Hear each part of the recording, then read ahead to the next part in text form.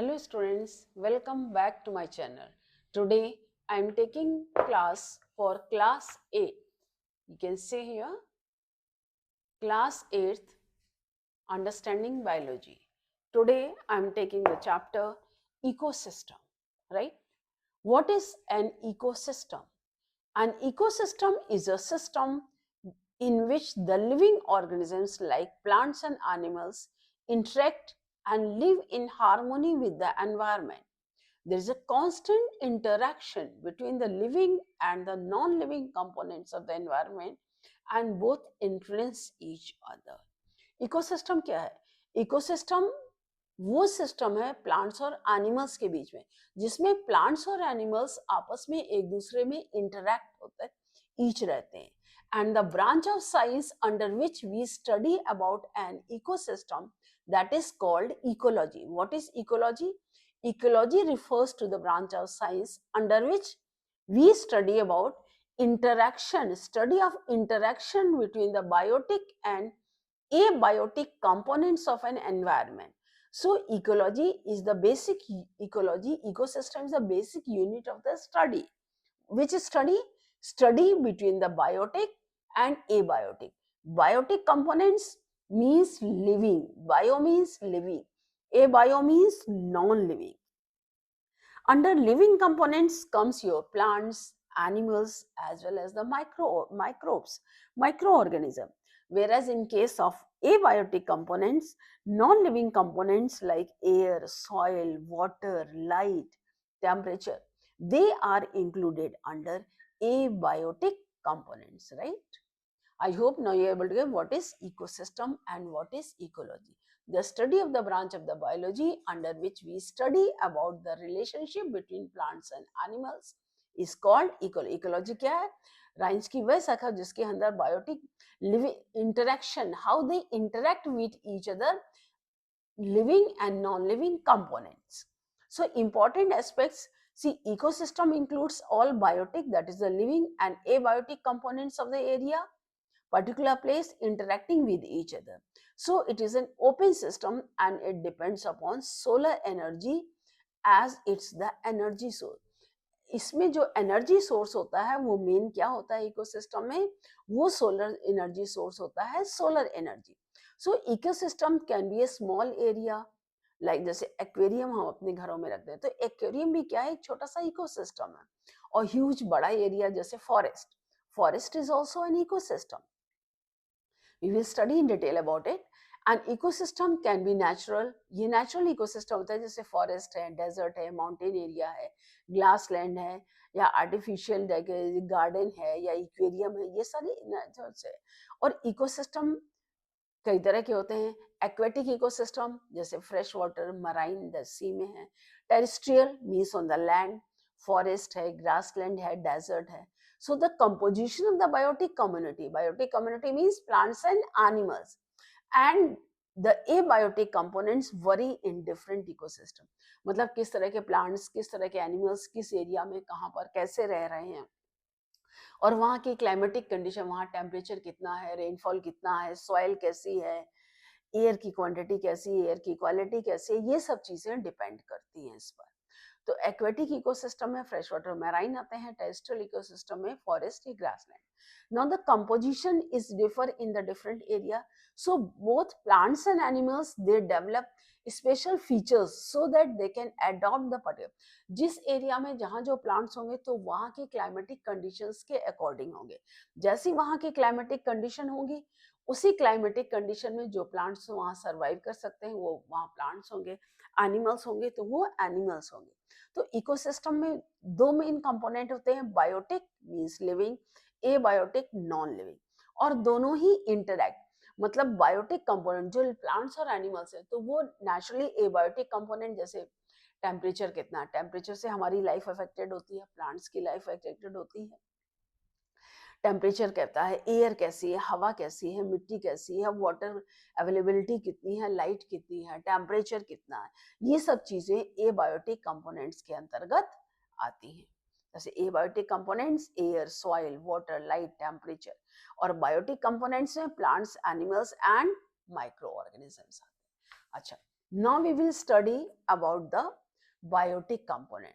जैसे इंटरेक्शन है बायोटिक, जैसे आप ये देखिए example biotic and a biotic components में आप देखिए, ये देखिए जैसे ये इंटरेक्शन है बेटे, ये कैनोपी लेयर है, यहाँ पे बर्ड्स होती हैं, ये अंडरस्टूड लेयर मतलब प्लांट्स हैं जो बर्ड्स हैं अपना होम में आते हैं, श्रब लेयर जो श्रबी प्लांट्स होते हैं, हर्ब लेयर यानी कि हर्ब्स हैं, फिर श्रब्स हैं, फिर ये जो बिगर प्लांट्स हैं, और उसके बाद माउंटेन्स से कैनोपी लेयर जो ऊपर, मतलब जैसे जैसे हाइट पे चढ़ते रहते हैं वैसे वैसे जो है वेजिटेशन चेंज होती जाती है।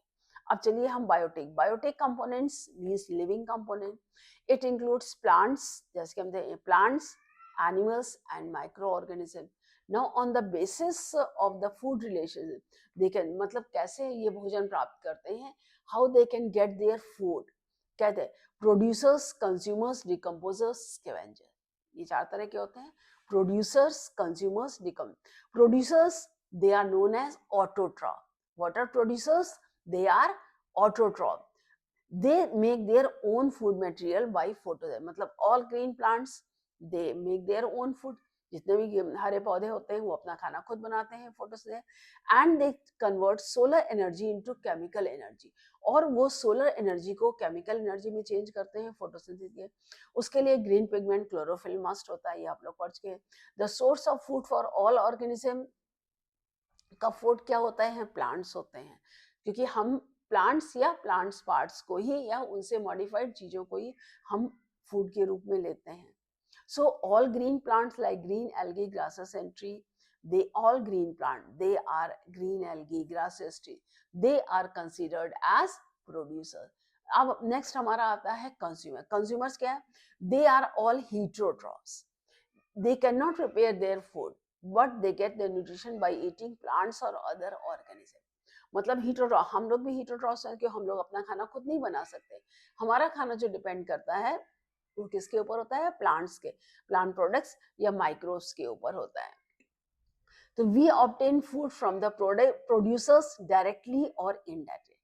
वी मतलब कंज्यूमर्स, दे ऑब्टेन फूड कहाँ से होते हैं, प्रोड्यूसर्स डायरेक्टली और indirectly, and they include all the animals. Consumers में सारे एनिमल्स आते हैं, so they are also called consumers because they take their food by consuming other plants and animals. क्यों कंज्यूमर्स कहलाते हैं, क्योंकि हम जो खाना जो होते हैं दूसरे प्लांट्स और एनिमल्स के जरिए अपनी बॉडी में लेते हैं। So depending on the food we eat, consumers they are also a different type, herbivorous, carnivorous, omnivorous। herbivorous जो डायरेक्टली प्लांट्स के ऊपर डिपेंड होते हैं, they are feed directly on plants, और ऑटोट्रॉफ्स मतलब जैसे primary consumer cow, horse, sheep, rabbit, deer. Man तो omnivorous है क्योंकि मैन नॉनवेज भी खाता है, इसलिए बेसिकली जितने वेजिटेरियंस हैं तो वो प्राइमरी कंज्यूमर्स में ही आ जाते हैं। The animals which depends on plants only, they are known as herbivore, they are known as plants, autotrophs. Autotrophs are green plant, and those animals which depend on autotrophs, they are known as herbivore. Carnivores, they are flesh eating animals, they eat other animals. Flesh eating animals are known as carnivore. इनको secondary consumer कहते हैं क्योंकि they can be eaten by other carnivores also, जो दूसरे carnivores होते हैं उससे भी होते हैं, जैसे lion, tiger, snake, eagle, wolf.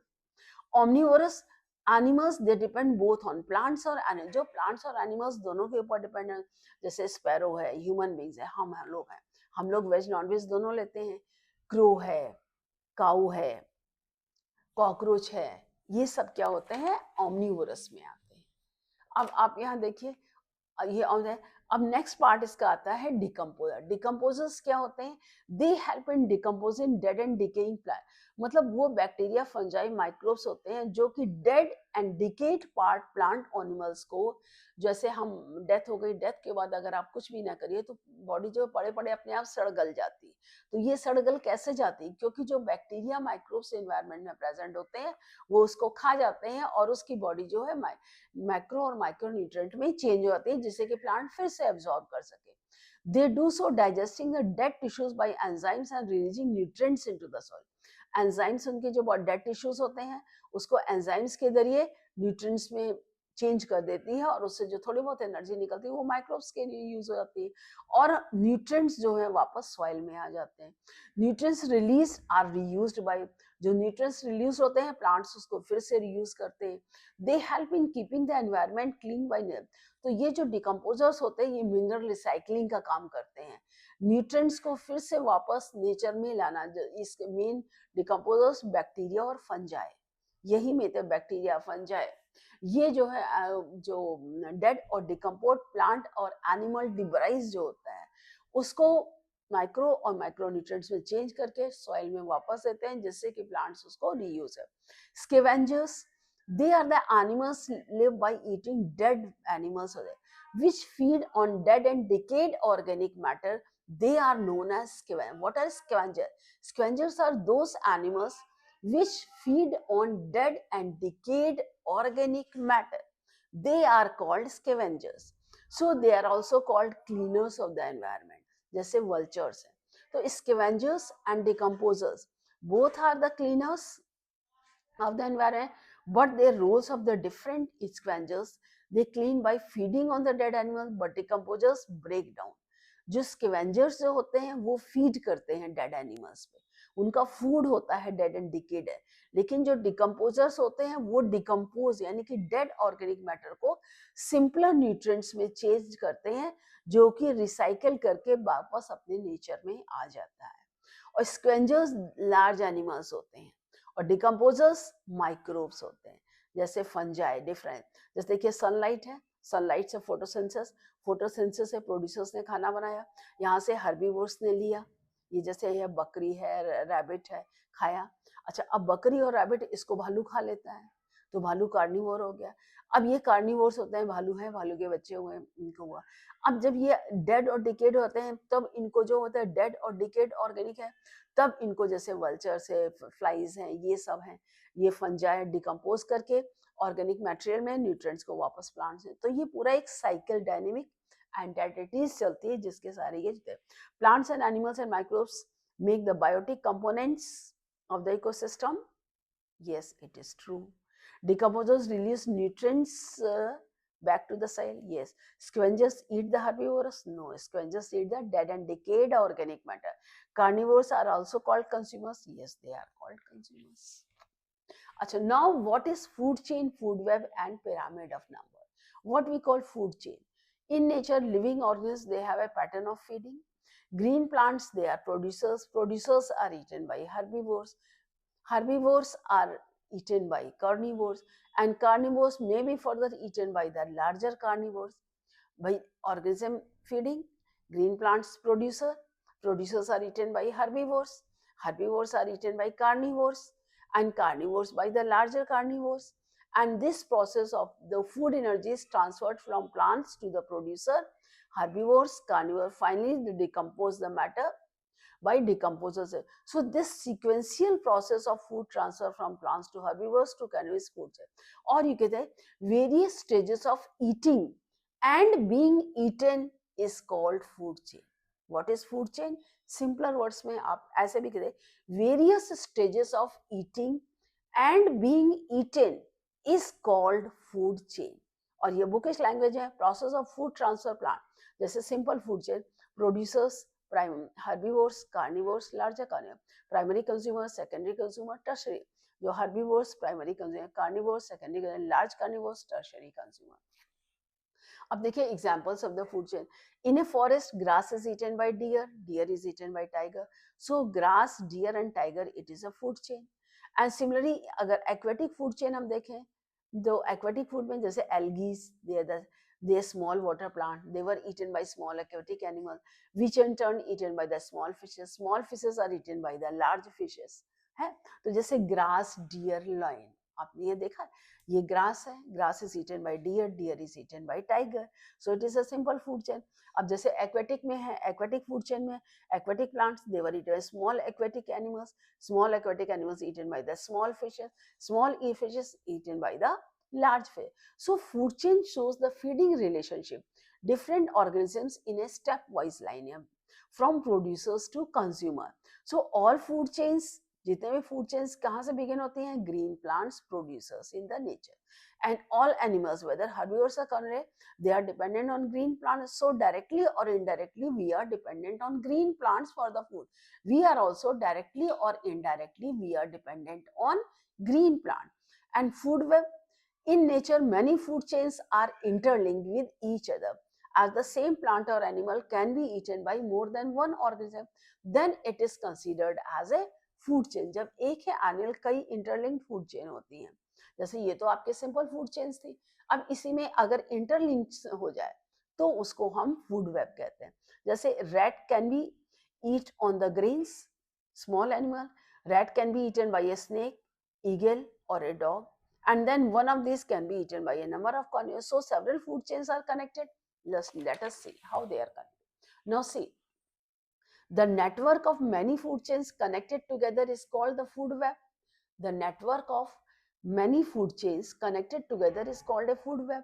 If any one food chain is disturbed, it disturbs the number of food chain and disturbs the whole web. अब ये देखिए आपका, ये आपका फूड वेब है, ये फूड वेब है. अब यहाँ पर देखिए ये आपका फूड वेब है. ये ग्रास है, ग्रेन्स हैं, ग्रीन प्लांट्स हैं, ये वाटर प्लांट्स हैं. Aquatic animal, aquatic. अब here they were eaten by the grasshoppers. Here the green plant, grasshopper feeds on plants, rat feed on grains, deer feed on grass, isn't it? Now here this grasshopper can be eaten by the rat can be eaten by the eagle, or this grasshopper can be eaten by the frog may be eaten by the snake, and snake may be eaten by the eagle, or grains eaten by the rat may be eaten by the snake, या rat dog भी खाएगा और dog को tiger भी खा सकता. Deer is eaten by the lion. So lion, tiger, they are the top. And vultures, they are top carnivores, tertiary consumers हैं. और बीच में जो ये प्राइमरी प्रोड्यूसर्स हैं, ये primary consumer, secondary consumer, tertiary consumer. Frog eaten. अब जैसे water plants हैं, ये water plants small aquatic animals, smaller fishes. Small fishes, they were be eaten by ducks. Ducks may be eaten by the tiger. Tiger may be eaten by the tiger. Dog को भी खाता है tiger, अपना ये dear को भी खा लेगा. टाइगर है, लॉयन है, ये दोनों टॉप कंज्यूमर. तो इसमें हम देख रहे हैं इंटरलिंक्ड है. तो this interlinked food chain, they are known as food web. अब how the energy flows in the food chain. जैसे as all the food chains begin with the producers from the food energy. जैसे आप देख सकते हैं कि the food energy get transferred producers to herbivores to carnivore. So solar, तो आप ये देखिए, ये सन है, प्रोड्यूसर्स हैं. सोलर एनर्जी से फूड प्रोड्यूसर्स ने किया, फूड से हर्बीवोर्स किया, हर्बीवोर से कार्निवोर से लार्ज कार्निवोर्स. और लार्ज कार्निवोर सभी जो डेड और डिकेड होंगे तो ये डिकम्पोज करके ये वापस प्रोड्यूसर्स में एनर्जी देते हैं. So you can say that solar energy enters the food chain through green plant, which traps solar and converted into chemical energy by the photosynthesis. Solar energy को केमिकल एनर्जी के form में, photosynthesis में, starch के form में plants में solar. Now part of this energy use by plants for its life process and part of it is, मतलब जो energy वो फॉर्म किया, कुछ तो वो अपने लाइफ फॉर्म के लिए यूज करता है, जैसे हम लोग अपने सर्वाइवल के लिए, कुछ वो स्टोर. तो stored energy is passed on herbivores when they eat the plants. Herbivores again A part of this energy use for the, हम जो खाना खाते हैं, हम अपने लाइफ प्रोसेसेस के लिए यूज करते हैं, काम करते हैं, चलते हैं, फिरते हैं, खाते हैं, ट्रेवल करते हैं, वेरियस फंक्शन करते हैं, दौड़ते हैं, भागते हैं उसमें, और बची हुई एनर्जी जो होती है वो हमारे बॉडी में स्टोर होती है. So this stored energy is pass to the carnivores when we eat the herbivores. So in a food chain there is a step wise decline of energy. जैसा ही जैसे फूड पे जाते हैं तो जो एनर्जी है, एनर्जी का लॉस हो जाता है. Level only 10% energy is transfer to the next level. जब एक लेवल से दूसरे लेवल पे एनर्जी जाती है तब उसमें क्या होता है कि 90% एनर्जी लॉस्ट होती है, सिर्फ 10% ट्रांसफर होती है. तो इसी को step wise decline in energy होते हैं, इसी को हम पिरामिड. जैसे प्रोड्यूसर सबसे ज्यादा है, 20 जूल्स एनर्जी यूज है. अब इससे जब हर्बीवोर्स लेते हैं तो इससे सिर्फ 2 जूल एनर्जी है. अब हर्बीवोर्स को कार्निवोर्स होते हैं उससे तो 0.2 जूल है, और इससे एनर्जी होते हैं तो फिर तो हर स्टेप में 90% लॉस. यहाँ 90% हुआ, 10% हुआ, यहाँ पे 1%, वहां पे 0.01% एनर्जी पहुंचेगी. तो यही है पिरामिड. तो when the relationship between various topic levels like producers, herbivores, carnivores in the ecosystem. अगर हम इसको ग्राफिकली रिप्रेजेंट करें तो देखें कि pyramid of number depicts the total number of organism present in each, ये ट्रॉफिक लेवल्स कहलाते हैं। ये जो प्रोड्यूसर्स हैं, हर्बीवोर्स, कार्निवर, ये ट्रॉफिक लेवल 1 2 3 4। तो ये ईस्ट ट्रॉफिक लेवल में एनर्जी जो होते हैं, एक कम्युनिटी है ना, मतलब ऑर्गेनिजम्स होते हैं, ग्रुप होते हैं। जैसे प्लांट्स हैं तो बहुत सारे प्लांट्स हैं, आप फॉरेस्ट में जाइए खूब सारे प्लांट्स होते हैं, तो ये एक कम्युनिटी है producer. It is all the organisms present at east trophic level, तो ये कम्युनिटी फॉर्म करते हैं। तो if you counting all the organism and grouping them into a trophic level like producer, herbivore, carnivore appears, जैसे कि ये आपको दिखाए, तो pyramid of numbers producers from the base of the pyramid, यहाँ पर सब प्रोड्यूसर सबसे ज्यादा होंगे, हार्बीवोर्स उससे कम होंगे, कार्निवोर्स उससे कम होंगे, और लार्जर कार्निवोर्स उससे कम होंगे। सो दिस शोज कि पिरामिड ऑफ नंबर नीचे ज्यादा होता है और वो कोनिकल शेप में जो है, फिर देखिए कोनिकल शेप में ऊपर जाते हैं। So pyramid of number of organisms keep decreasing with each troph, जैसे जैसे ट्रॉफिक लेवल ऊपर जाता है नंबर ऑफ ऑर्गेनिजम्स कम होते जाते हैं।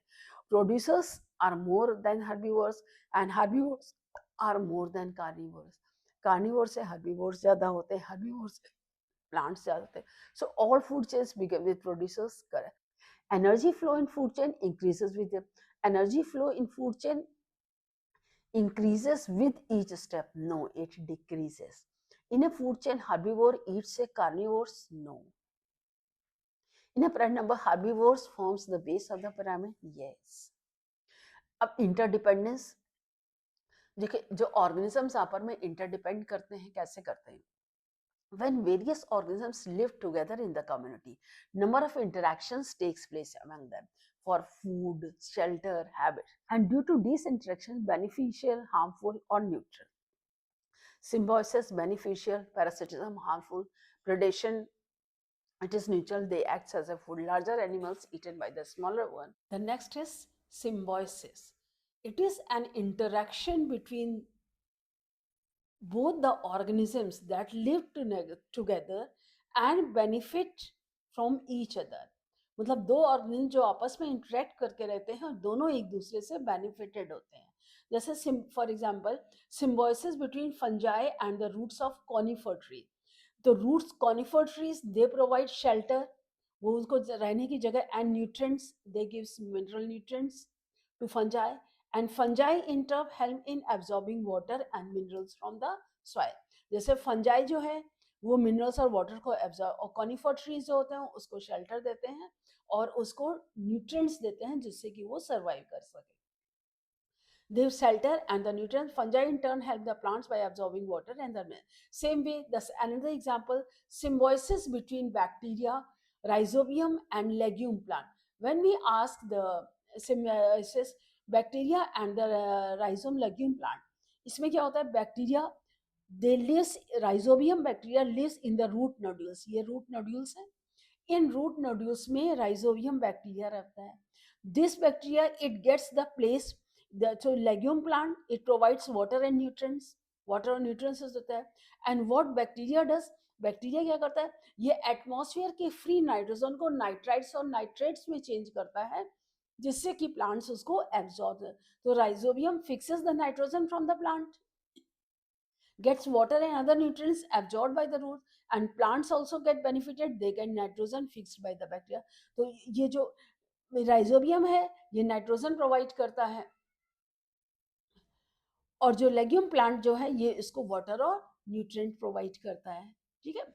In the same way, the next one is parasitism. When we ask about the parasitism, it is an interaction in which organisms derives the nutrition and lives in or on another organ.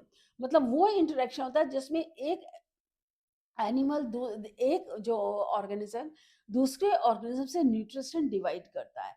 One is benefited, one is lost. तो जो organism, जो parasite वो होता है जो inside the body रहता है, और होस्ट जिससे न्यूट्रिशन लेता है। Host is the organism from which parasite obtains. Parasite जो ऑर्गेनिज्म रहता है जैसे ये है, ये ग्रीन प्लांट है, तो इसमें जो ये कस्कुटा है, ये क्या है? ये पैरासाइट है। क्यों? ये फूड न्यूट्रिशन ग्रीन प्लांट से लेता है, और जब ये लेता है तो यूनिट तो ये प्लांट जो है सूख जाता है धीरे-धीरे। It sucks and absorbs digest food directly from the body. और parasites they have the special adaptation to live in on the host. मतलब हॉस्टोरिया होते हैं, रूट नोड्यूल्स होते हैं जो इसके अंदर पेनिट्रेट करते हैं, जिससे कि इसको फूड मिलता है। उसे जो है होस्ट जो है धीरे-धीरे शॉर्ट होता है, वीकेंड हो जाता है, और उसके बाद समटाइम दे डिमिनिशेस ऑल्सो, खत्म भी हो जाते हैं। जैसे प्लांट देखा है अमरबेल, अमरबेल होता है, अगर वो अमरबेल चढ़ गई तो अमरबेल ही फूलती फैलती रहती है, और जो प्लांट जो होता है वो सूख जाता है। So cuscuta plant it is a stem parasite, it is total stem parasite. ये जो स्टेम्स में होता है कस्कुटा उसी में ग्रो करता है। जैसे टेप वॉर्म है, राउंड वॉर्म है, ये हमारे ह्यूमन इंटेस्टाइन में रहते हैं। टिक्स और माइट्स हैं, ये पैरासाइट डॉग्स, रैट्स और ह्यूमंस में होते हैं, उनके हेयर्स में होते हैं, तो उससे डायरेक्ट न्यूट्रिशन प्राप्त करते हैं। अब नेक्स्ट इसमें आता है प्रीडेशन। प्रीडेशन क्या है? It is a relationship in which stronger animals attacks and feeds on the weaker animal. Stronger animals called predator, weaker ones is called the prey. Means larger animal is eaten by the smaller one. And मतलब जो बड़ा जानवर, जो बड़ा organism है, छोटे को खाता है, तो बड़ा जो खाता है वो हो गया प्रीडेटर, और जो खाया जाता है वो हो गया प्रे। जैसे लॉयन ईट्स डियर, तो लॉयन क्या हो गया? जैसे नेचर में आता है, नेचर प्रीडेटर और प्रे कॉम्प्लेक्स रिलेशनशिप होती है, तो increase in the predator population, decline in the prey population. अगर प्रे की पॉपुलेशन कम होगी तो नेचुरली प्रीडेटर को ज्यादा खाना नहीं मिलेगा, तो प्रीडेटर का नंबर होता है। But as the prey population, अगर प्रे की पॉपुलेशन होती तो तो अगर प्रे कम होंगे तो प्रीडेटर नेचुरली कम हो जाएंगे, क्योंकि उनका खाना नहीं मिलेगा। जैसे tiger feeds on deer, fluctuation play an important role in the community. अगर इन्हीं में कम ज्यादा होते हैं, अगर मान लीजिए हार्बीवोर्स ज्यादा हो गए, अगर हार्बीवोर्स ज्यादा हो जाएंगे तो कार्निवोर्स, कार्निवोर्स कम होंगे, प्रीडेटर होंगे, तो ये हर्बीवोर्स क्या होंगे? ह्यूमन जो हमारे फूड क्रॉप्स हैं उनके ऊपर अटैक करने लगे, तो हमारे फ्रूट क्रॉप्स कम होंगे। तो इसमें क्या, नेचर जो है हमेशा एक बैलेंस रखता है। जैसे tiger feeds on deer, so tiger is a predator, deer is a prey. Owl feeds on rat, तो owl is a predator, rat है। तो larger animal which is eating, it is a predator, and smaller animal which is being eaten, छोटा animal जो खाया जाता है वो pray कहलाता है। ठीक है। Okay, now we next comes to the abiotic component. What are abiotic component? When we ask abiotic means sunlight that affect the light on plant. By light is essential for photosynthesis as you know already, and increase sunlight मतलब इसकी intensity अगर ज्यादा होगी तो जाहिर है rate of photosynthesis ज्यादा होगा। Shoots and the plants they grow towards the light, जो पेड़ पौधे हैं पत्तियां होती हैं वो किधर होती हैं? लाइट की तरफ ग्रो करती हैं। And roots away from the light, roots जमीन की तरफ अंदर grow. So light also affects closing of the stomata, flowering है, फ्रूटिंग है, जर्मिनेशन है, ये सब लाइट से अफेक्टेड होते हैं। अब अफेक्ट एनिमल्स को, जैसे light influence the body behaviour in the animals also. जैसे बर्ड्स हैं, बटरफ्लाइज हैं, they are active during day. So animals which are active during the day they are called diurnal. What are diurnals? Diurnals are those animals, diurnals वो animals होते हैं जो दिन में active होते हैं, और नॉक्टर्नल वो होते हैं जो रात में एक्टिव होते हैं। नॉक्टर्नल एनिमल्स कौन से होते हैं? नॉक्टर्नल एनिमल्स जैसे आउल है, समय बैट्स हैं, आउल्स हैं, दे आर एक्टिव ड्यूरिंग, मतलब वो अपनी लाइफ एक्टिविटीज जो होती हैं, अपनी लाइफ एक्टिविटीज को नाइट में करते हैं, तो वो नॉक्टर्नल कहलाते हैं। Light also affects the migratory pattern, एक जगह से दूसरी जगह पे जाना, एंड डेली एक्टिविटीज, अगर जैसे सर्दियां हैं, गर्मियां हैं, या जो भी होता है जैसे होते हैं, तो ये सब चीजें जो होती हैं लाइट का बहुत ज्यादा इफेक्ट होता है। जैसे टेम्परेचर है, we are also affected by the temperature. Temperature plays a very important role in the physiological, behavioral and distribution pattern of the plants and animals. जो patterns animals के plants के distribution होते हैं उसको बहुत ज़्यादा affect करता है। जैसे पाइन और देवदार ट्रीज हैं, they grow well in cold temperature. जैसे cactus it grows in desert, यानी कैक्टस हाई टेम्परेचर में ग्रो करता है। पाइन और देवदार के पेड़ जो होते हैं वो कोल्ड टेम्परेचर यानी कि लो टेम्परेचर पे ज़्यादा अच्छे उगते हैं। Rose, mango, neem they grow in moderate temperature. Polar bears हैं, penguins हैं, they are adapt to survive in very cold temperature, while camels it survive in hot temperature, whereas deer, zebra, monkey they survive in moderate temperature. है और temperature influences the migratory pattern, जैसे bird, जैसे Siberian क्रे है, तो ये colder reason जैसे Canada, ये आपका ये अमेरिका वगैरह जहाँ पर ये ज़्यादा सर्दी होती, तो वहाँ से क्रेन्स वगैरह क्या होती कंपैरेटिवली वार्मर, अपने इंडिया में है जैसे वहाँ पर वार्मर रीजन्स में आती, where conditions become very cold in the homeland. तो यहाँ पर क्या होते हैं, ये पक्षी ये जो साइबेरियन बर्ड्स क्रेन्स वगैरह जो ये वहाँ से आती हैं, यहीं पर ये एग ले करती हैं, इनके बच्चे होते हैं और फिर बच्चों को लेके बच्चों के साथ जैसे टेम्परेचर बढ़ता है फिर ये वापस अपने नेटिव प्लेस पे चले जाते हैं। Next water, as you know water is very important for हमारे लिए, वाटर पानी में बिना पानी के तो लाइफ पॉसिबल ही नहीं है। तो water affects all living organism because it is essential for all life process. ये affects climate through the rainfall और टेम्परेचर, मतलब वाटर जो है जैसे रेनफॉल होता है टेम्परेचर है, अगर पानी बरस गया रेनफॉल हो गया तो टेम्परेचर डाउन हो जाता है। and amount of water in the soil that affects the photosynthesis, seed germination, मतलब प्लांट्स अफेक्टेड होते हैं। दे ऑल्सो भी विल्ट, अगर पानी को पौधों को पानी ना मिले तो क्या होगा, पौधे सूख जाएंगे। They got wilt if they do not gate required amount of water, plants will wilt if they do not get a required amount. In the same way, availability of water also in distribution in plants and animals on the earth, भाई जहाँ जैसी पानी की availability होती है वहाँ उसी तरह के प्लांट्स होते हैं, वेजिटेशन होती है। और जैसे डेजर्ट्स में है बहुत कम पानी होता है तो वहाँ पे स्केंटी यानी बहुत कम वेजिटेशन होती है, वेरी फ्यू एनिमल्स होते हैं।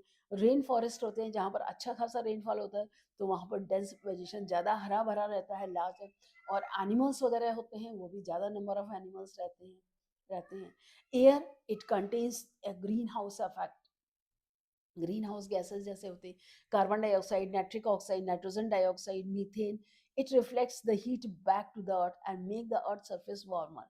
तो इसमें जो कार्बन डाइऑक्साइड है, नाइट्रिक ऑक्साइड है, नाइट्रोजन डाइऑक्साइड है, मीथेन है, ये सारी गैसें जो होती हैं ये हीट को वापस अर्थ में दे, तो जिससे क्या होता है कि अर्थ जो है गर्म रहती है।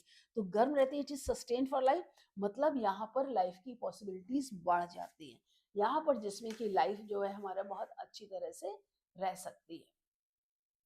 अब विंड हेल्प इन पॉलिनेशन, हाँ wind it helps in pollination, जब ये एयर होगी ना, तो ये एयर जो होती है wind, flowing air is called the wind है। विंड क्या है, फ्लोइंग एयर। तो विंड हेल्प्स इन पॉलिन, जब हवा है हवा से सीड डिस्पर्सल होते हैं, प्लांट्स होते हैं। ड्राई विंड, जब हवा गर्मी में लू चलती है, गर्मी होती है ना, वो हीट स्ट्रोक होता है, तो एक्सेसिव ट्रांसपायरेशन होता है जिससे कि प्लांट्स सूख जाते हैं। It also causes change in temperature, humidity, rainfall, they affect, जैसे टेम्परेचर हाई, अगर टेम्परेचर हाई है, गर्मी है, बहुत ज़्यादा गर्मी है तो भी हम लोग काम नहीं कर सकते, बहुत ज़्यादा ठंड है तो भी काम, जब मॉडरेट टेम्परेचर होता है तो वर्किंग कैपेसिटी अच्छी होती है। ह्यूमिडिटी मतलब हमारे जैसे नॉर्मल जो बॉडी फंक्शंस होते हैं, हमारे डेली लाइफ रूटीन फंक्शन होते हैं, वो भी ह्यूमिडिटी और रेनफॉल से अफेक्टेड होते हैं। सॉइल है, soil that worry in mineral compose, soil में अलग अलग मिनरल, अलग अलग जगह की सॉइल के अलग अलग कंपोनेंट्स होते हैं। ह्यूमस ऑफ द साइज जो पार्टिकल्स होते हैं अलग होते हैं, तो अलग अलग तरह की सॉइल में अलग अलग तरह के प्लांट्स ग्रो करते हैं। It helps to anchor the plant, enter यानी कि फिक्सेस, जब वो पानी पेड़ जाते हैं तो जड़ों से क्या होता है, वो जड़ों में फिक्स करते हैं, उसको अडॉप्ट करते हैं, जड़ें उसको मजबूती से उसमें एंकर से एक जगह पे प्लांट को रोकती हैं, तो इससे सॉइल एरोजन में फर्क पड़ता है और प्लांट्स की ग्रोथ अच्छी होती। Anchor the plants and provides the nutrient, तो जब रूट्स उसके सॉइल के अंदर जाते हैं तो रूटेर से वाटर के साथ मिनरल एलिमेंट्स एब्जॉर्व करते हैं। It provides habitat to many burrowing animals के लिए, जैसे डिकम्पोजर्स है, फ्री है। अब जैसे देखिए प्लांट्स हैं, ये ट्रीज हैं, प्लांट्स में है, ये देखिए गिलहरी भी रहती है, जस भी रहती है, चिड़िया भी बैठती है, चिड़िया घोंसला बनाती हैं, जस भी रहते हैं। जैसे रैबिट है, ये भी घास के अंदर यहाँ पर जो है अपना घोंसला बना के रहता है। बटरफ्लाइज होंगे, माइट्स होंगे, टिक्स होंगे, तो ये कहाँ सब होंगे, जहाँ पेड़ पौधे होते हैं, हर्बेशियस एनिमल्स होते हैं, वहाँ पर ही ये जैसे मकड़ी भी है, देखो जाला बना रही है, बर्ड्स रहती है, ये सब ट्रीज है। तो ये सारे ट्रीज के आसपास ही एनिमल, आपके आस में अगर अगर पेड़ होंगे तो उसमें देखिएगा गिलहरियाँ खेलती हैं, गिलहरी आती हैं, बर्ड्स बैठती हैं, माइट्स होते हैं, तितलियां आती हैं, फ्लावर्स होते हैं, ये so they are all very common. अब जैसे फॉरेस्ट इको है, तो फॉरेस्ट में ये लार्ज इको, यहाँ पर variety of trees of plants, animals, birds, insects, microbes, ये सब जो है क्लोज, आप देख रहे हैं ये सब क्लोज कोऑर्डिनेशन में आपस में एक दूसरे में साथ रहते हैं। साथ रहते हैं। Different forest they have different types of plants, जैसे क्रीपर्स होते हैं, क्लाइंबर्स होते हैं, हर्ब्स होते हैं, श्रब्स होते हैं, वैरायटी ऑफ एनिमल्स। तो ये क्लाइमेटिक कंडीशंस के ऊपर डिपेंड करता है कि किस क्लाइमेट में कैसे प्लांट्स होंगे। तो फॉरेस्ट में प्लांट जो होते हैं दे प्रोड्यूस फ्रूट्स, सीड्स, तो so they fall on the ground rich in nutrient, तो सीड्स जर्मिनेट होते हैं, तो उससे सीडलिंग्स होते हैं, उससे नए सीडलिंग्स से they grow into the new plant. Microbes present होते हैं, वो डेड और डिकेड ऑर्गेनिक प्लांट्स और एनिमल्स को डिकम्पोज करते हैं, तो उससे ह्यूमस होता है, सॉइल एनरिच होती है न्यूट्रिएंट से। तो इससे क्या होता है, मिनरल रिसाइकलिंग, न्यूट्रिएंट्स और सेल्फ सस्टेनिंग इकोसिस्टम अपने आप डेवलप होता है।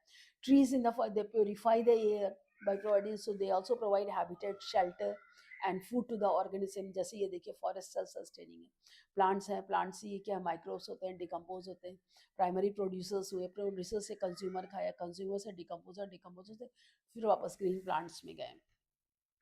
फ्लोरा एंड फोना, जब हम फ्लोरा एंड फोना की बात करते हैं, फ्लोरा मीन्स प्लांट्स, फोना मीन्स एनिमल्स। फ्लोरा का मतलब प्लांट से होता है, फोना का मतलब एनिमल से होता है। तो they differ in various forest due to the different climatic conditions के, हर जगह का फ्लोरा फोना अलग अलग होता है, एडजस्ट होते हैं। जैसे flora of A plant of a forest फोना, जैसे अपर मोस्ट लेयर, जो टॉप मोस्ट लेयर होती है, इसमें क्या होता है, बड़े बड़े ट्रीज होते हैं, sal, arjun, teak, palm, balsam, eucalyptus, banyan, rubber plant. और फौना में क्या होता है, बर्ड्स जैसे ईगल, स्नेक, मंकीज, इंसेक्ट्स, ये एनिमल्स होते हैं। अब उसके नीचे अंडर सॉइल एरिया में एक शॉर्ट बिग ट्रीज में हो गया। अब उसे छोटे ट्रीज में आएंगे, तो शॉर्टर ट्रीज जैसे mango, neem, peepal, gulmohar, rosewood, almond, drumstick, इनमें birds like monkeys, tree fox, snakes, squirrels, insects, bark of the, जो insects lives on the barks of the tree, tree की बार्क में जो छोटे छोटे इंसेक्ट्स रहते हैं वो रहते हैं। अब उससे छोटे पर आप लाइए श्रब होती हैं, तो श्रब्स में जैसे flowers, fruits, berries, bamboo, T, spices, toll grasses, ये सब आते हैं। इसमें क्या होते हैं, small animals, insect, butterflies, dragon flies, बीज, आंट्स, जैसे एलिफेंट्स हैं जो श्रब के खाते हैं, टाइगर है, डियर है, बिशन है, वुल्फ है, ये सब चीजें होती हैं। हर्ब जो एकदम से छोटे प्लांट होते हैं, ग्रीन ग्रासी लेयर होती है, जो वेरी बहुत छोटे छोटे प्लांट्स, हर फ्लावर फ्रूट्स होते हैं, इसमें रैबिट्स हैं, स्नेक्स हैं, मंगूस हैं, स्नेल्स हैं, insects, grasshopper, mosquitoes, bugs, Beatles, ये सारी चीज़ें होती हैं। फॉरेस्ट फ्लोर मतलब जो फॉरेस्ट का फ्लोर ज़मीन होती है, उसमें मॉसेस हैं, मशरूम्स हैं, टाइनी हर्ब्स हैं, फॉलन लीव्स, सीड्स, फ्रूट्स, ये सब। और ज़मीन में जैसे earthworm, millipede, centipede, ants, beetle, micros, फैंड्रिया वगैरह, ये सब थे। तो इसी तरह forest floor is uneven surface of the soil, it is present below the herb layer, so it has dried fall. यहाँ आप देख रहे हैं ये ड्राइड फॉलन लीव्स होती है। तो ये जो ड्राइड फॉलन लीव्स होती हैं, ड्रोपिंग एनिमल्स तो होता है, ये ह्यूमस का काम करती है। तो it is habited number of animals like earthworm, millipede, centipede, snails वगैरह होते हैं लाइक दे। तो they decompose fungi, bacteria, and the forest is generally dark as not much sunlight reaches there. भाई बड़े बड़े पेड़ हैं तो सनलाइट नीचे तक नहीं आती है, तो यहाँ पे स्पॉन्जी लेयर फॉर्म। तो ये फॉरेस्ट फ्लोर जो होता है गर्म रहता है और humid due to decomposition of dead and decaying matter. Humid होता है, यानी कि ह्यूमिडिटी ज़्यादा होती है, रोशनी पहुँचती नहीं है, जो वाटर है एब्जॉर्ब हो नहीं पाता है, तो ये वेट सा रहता है। जो उसी हल्के उसमें जो पत्ते जो गिरते हैं, वो सड़े गले पदार्थ जो होते हैं वो उसमें डिकम्पोज हो जाते हैं और फॉल होता है, इसी में वॉर्म्स वगैरह रहते हैं। Last one, role of decomposers in the forest. अब जो forest they have a wonderful way of clearing the forest, always recycling nutrients with the help of decomposer. तो फॉरेस्ट जो होता है तो अपने आप अपनी जो है फॉरेस्ट को सारा वेस्ट रिसाइकलिंग अपने आप डिकम्पोजर्स के थ्रू क्लियर कर लेता है। और फॉरेस्ट फ्लोर जो है इसमें डिकम्पोज फैक्ट्रिया बंजाई होते हैं, they feed on dead and decaying organic matter, dead and plants and animals, जो मैटर जो मतलब जो भी डेड और डिकेड प्लांट और एनिमल डिवाइस होता है वो उसको खा जाते हैं। अब they convert this in dark coloured substance, humus में चेंज करते हैं। It is rich in nutrients and it is mix up in the soil and forest and riches the soil. तब इसमें न्यूट्रिएंट्स और बढ़ते हैं, तो लार्जर प्लांट्स होते हैं और अच्छी तरह ग्रो करते हैं, तो उसकी वेजिटेशन और अच्छी होती है, तो nutrients release in the soil, they are again. I hope everything is clear. Any doubt anywhere, you can ask me in the comment. See, this is the short summary. You can get the pick it off. So here you can get, in short, whatever is all what we have studied till here. Here you can take the pick and you can study it all overall. Exercise already I have discussed in my video. You go through the playlist, you will get the videos of the exercise of this chapter also. Thank you. Again, we will meet in the next video.